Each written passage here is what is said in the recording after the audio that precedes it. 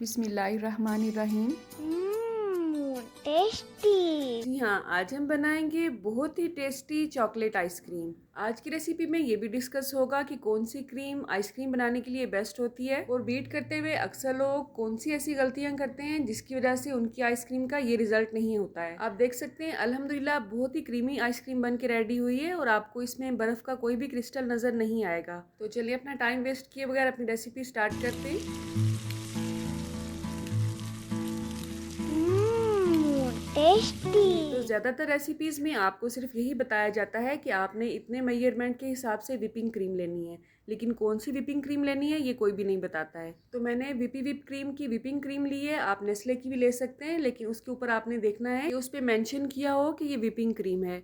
Whipping cream जो Nestle की आ रही है आजकल, वो भी पर्पल डब्बे में ही आ रही है। ठीक है, तो आज की रेसिपी में विपिंग क्रीम का हमें सिर्फ 1 कप ही चाहिए। ठीक है, आपके साथ बहुत सी आइसक्रीम की रेसिपीज मैं ऐसी भी शेयर कर चुकी हूँ जिसमें हमने सिंपल क्रीम को बीट करके आइसक्रीम बनाई थी, लेकिन ये बात आपके जहन में रहे कि इस क्रीम को बीट करने का और दूसरी क्रीम को बीट करने का प्रोसेस दोनों डिफरेंट होते हैं। लेकिन एक चीज़ दोनों में सेम होती है कि आपने दोनों क्रीम्स को इतना चिल करना होता है, इतना ठंडा करना होता है कि जब आप उसे हाथ में पकड़ें तो आपको ये लगे कि आपने बर्फ़ को हाथ में पकड़ा हुआ है। अब ये क्रीम अगर आप यूज़ कर रहे हैं तो इसे बीट करने में जस्ट 2 से 3 मिनट ही लगते हैं, और ये अपनी क्वांटिटी से डबल से भी ज़्यादा फूल जाती है।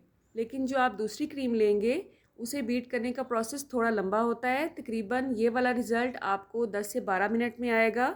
आप जो ब्लेड यूज़ कर रहे हैं बीट करने के लिए, वो भी आपको फ्रीज़र में रख के ठंडे करने पड़ेंगे। जो बाउल आप यूज़ कर रहे हैं बीट करने के लिए, वो भी आपको फ्रीज़र में रख के ठंडा करना पड़ेगा, और बाउल के नीचे आपको बर्फ़ रखनी पड़ेगी। इसलिए मैं आपको यही प्रेफर करूँगी कि आप व्हिपिंग क्रीम ही लें, बजाय इसके कि आप दूसरी क्रीम लेके मुश्किल में पड़ जाएं। तो आज की रेसिपी असल में मैं नहीं बना रही हूँ, बल्कि मेरे बच्चे बना रहे हैं, और साथ ही साथ वो क्रीम का मज़ा भी ले रहे हैं, क्योंकि ये क्रीम ऑलरेडी स्वीटेंड होती है और इस पॉइंट पे ही ये इतनी ज़्यादा टेस्टी होती है कि आप इसे वैसे ही खा सकते हैं। अब हम इसमें चॉकलेट ऐड करेंगे। तो चॉकलेट मैं इसमें यहाँ स्लैब वाली यूज़ कर रही हूँ। इसे मैंने अवन में रख के मेल्ट कर लिया है। अगर आपके पास ये नहीं है तो आपने परेशान नहीं होना है, आप किसी भी ब्रांड की चॉकलेट ले सकते हैं, जैसे कि कैडबरी डेयरी मिल्क वगैरह। ठीक है, अब ऐसा इसकी कोई ख़ास मेजरमेंट नहीं है। आपको जितनी ज़्यादा चॉकलेटी आइसक्रीम चाहिए उतनी ज़्यादा क्वांटिटी में आप इसे ऐड कर सकते हैं। अब इसे मैंने मेल्ट तो किया है अवन में, लेकिन ये गर्म नहीं है बल्कि रूम टेम्परेचर पर ही है। अगर आपके पास अवन नहीं है तो आप इसे डबल बॉयलर पे रख के भी मेल्ट कर सकते हैं, और उसका तरीका मैं आपसे पहले शेयर कर चुकी हूँ। क्रीम हमारी मीठी तो है, लेकिन बहुत ज़्यादा मीठी नहीं है जितनी कि हमें आइसक्रीम के लिए चाहिए। तो उसके लिए हम इसमें कंडेंस्ड मिल्क ऐड करेंगे। कंडेंस्ड मिल्क की मैं होममेड ही यूज़ कर रही हूँ, और फिलहाल हम इसका हाफ कप ही इसमें ऐड करेंगे। मिक्स करने के बाद हम टेस्ट करेंगे, अगर हमें ज़रूरत महसूस होगी तो हम इसमें मज़ीद ऐड करेंगे। ठीक है, तो क्रीम को जस्ट 2 मिनट के लिए ही हमने बीट किया था और इसकी सॉफ्ट पीक बनना शुरू हो गई थी। अब इसमें हमने चॉकलेट भी ऐड कर दी है मेल्ट की हुई, और कंडेंस्ड मिल्क भी ऐड कर दिया है। अब क्योंकि इसमें हमने लिक्विड ऐड किए हैं तो जाहिर है इसकी सॉफ्ट पीक नहीं बनेगी, तो इसे हमने थोड़ा सा मजीद बीट करना है। अक्सर लोगों का ये मसला होता है कि विपिंग क्रीम को भी वो बहुत ज़्यादा देर बीट करते हैं और इसका ये रिजल्ट नहीं होता है। तो उसका मसला यही होता है कि आपने क्रीम को बहुत ज़्यादा ठंडा नहीं किया होता है। बीट करने से पहले आपने क्रीम को फ्रीज़र में रख के ठंडा करना है, इतना ठंडा कि बस उसमें बर्फ़ जमने ही वाली हो। अगर आपको लगे कि इसमें मुकम्मल तौर पर बर्फ़ जम चुकी है तो आप उसे थोड़ी देर के लिए फ्रिज से बाहर रख दें। जब ये थोड़ा सा नॉर्मल हो, आपको लगे कि इसमें बर्फ़ थोड़ी सी मेल्ट हो चुकी है, तो ही आप इसे बीट करें। तो हमें आज आइसक्रीम इतनी ही चॉकलेटी चाहिए थी। अगर आपको इससे ज़्यादा चॉकलेटी चाहिए तो आप इस चॉकलेट की क्वांटिटी को बढ़ा सकते हैं।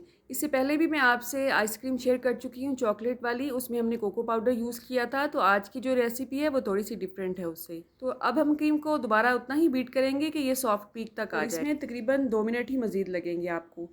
बाउल के साइडों पे जो क्रीम लगी है उसे भी हम समेट के अंदर की तरफ ले आएंगे, बाउल की सारी क्रीम जो है वो इक्वली बीट हो सके।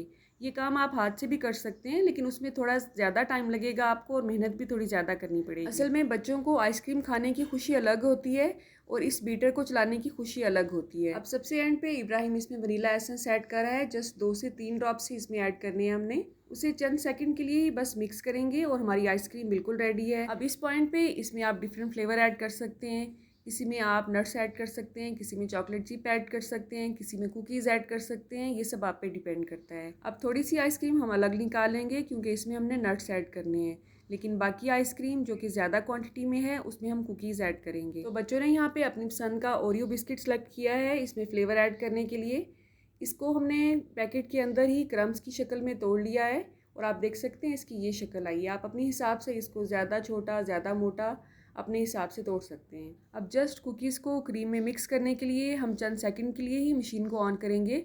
आप चाहें तो इस वक्त मशीन को ऑन मत करें, बल्कि स्पैचुला की मदद से इसे मिक्स कर लें। क्रीम को समेट के हम बाउल के सेंटर में ले आएंगे और इसे किसी भी बॉक्स में या इस तरह के सांचे में शिफ्ट कर देंगे। अगर आपके पास ये नहीं है तो कोई भी एयर टाइट जार आप ले सकते हैं, ठीक है। आप देख सकते हैं अभी से ये कितनी क्रीमी लग रही है अल्हम्दुलिल्लाह। अब इसे मज़ीद कुकीज़ का टच देने के लिए बच्चे इसके टॉप पे भी कुकीज़ को इस तरह से क्रम्स की शक्ल में ऐड कर रहे हैं। और जो छोटा बॉक्स हमने अलग किया था उसमें हमने मोटे मोटे क्रश किए हुए बादाम ऐड किए हैं। आप अपनी पसंद से कोई भी नट्स ले सकते हैं। अब क्योंकि ये बॉक्स हमारा एयर टाइट है इसलिए हम इसे अच्छी तरह से बंद कर देंगे। इस पर कोई भी शीट लगाने की ज़रूरत नहीं है। लेकिन जो दूसरा सांचा है उसका क्योंकि ढक्कन नहीं है हमारे पास, तो इसे हम इस तरह की शीट से कवर करेंगे, ठीक है। और ध्यान रहे इसे आपने इस तरह से कवर करना है कि इसमें कोई भी हवा एंटर ना होने पाए। अब इसे हम फ्रीज़र में रखेंगे कम से कम 6 से 7 घंटे के लिए। लेकिन अगर आप इसे रात भर फ्रीज़र में रहने देते हैं तो इसका रिज़ल्ट बहुत अच्छा आता है। अब इसका क्या रिज़ल्ट है ये आपने वीडियो के स्टार्ट में ही देख लिया है। अल्हम्दुलिल्लाह ये बहुत ही क्रीमी, बहुत ही टेस्टी बनी थी।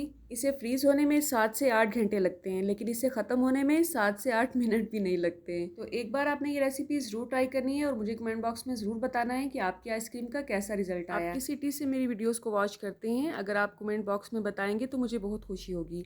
अल्लाह आप सबका दस्तरखान सजाए रखे और हम सबको सेहत और ईमान का रिज़्क अता फरमाए। अल्लाह हम सब के रिस्क में कसरत, बरकत और आसानी अता फरमाए। रुके रुके सुने, जाने से पहले वीडियो को लाइक कर दें, अच्छी लगी तो शेयर कर दें और सब्सक्राइब करने के बाद बेल का आइकन भी ज़रूर प्रेस करें। जज़ाकल्लाह। मेरी नेक्स्ट वीडियो तक अल्लाह हाफिज़।